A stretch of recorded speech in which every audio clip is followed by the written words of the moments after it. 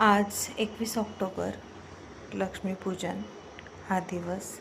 त्यामुळे मी आणि माझे पती आम्ही दोघांनीही ठरवलं की माझी मोठी मुलगी ईश्वरी हिचा आज जन्मदिवस आहे.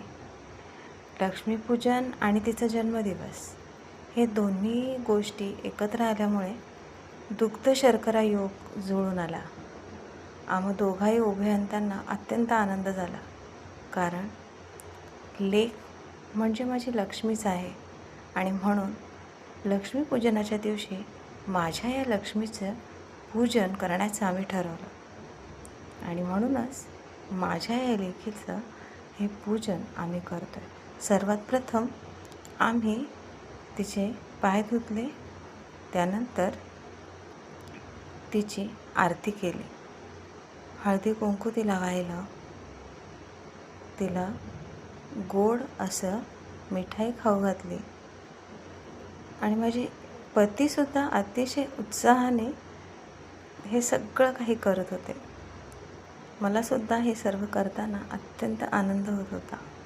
आणि माझ्या लेकीसाठी हे अगदी अनपेक्षित असं होतं. तिला माहितीही नव्हतं की आई आणि बाबा तिच्यासाठी असं काहीतरी सरप्राईज करणार आहे. माझा छोटा बाळासुद्धा मध्ये मध्ये लुडबुड करत होता. त्यालासुद्धा ताईसारखंच पाय धुवून घ्यायचे होते, पूजा करून घ्यायची होती. नंतर आम्ही हळदी कुंकवामध्ये तिचे पाय बुडवून, जशी लक्ष्मी घरामध्ये येते ना, तसे माझीही लक्ष्मी घरामध्ये आली. कुंकवामध्ये तिने तिचे पाय बुडवले आणि तिने घरामध्ये प्रवेश केला. तिची ही आठवण आमच्या मनामध्ये राहावी म्हणून कापडावरती आम्ही तिचे पाय उमटवले, पायाचे ठसे उमटवले आणि तिला घरात प्रवेश दिला.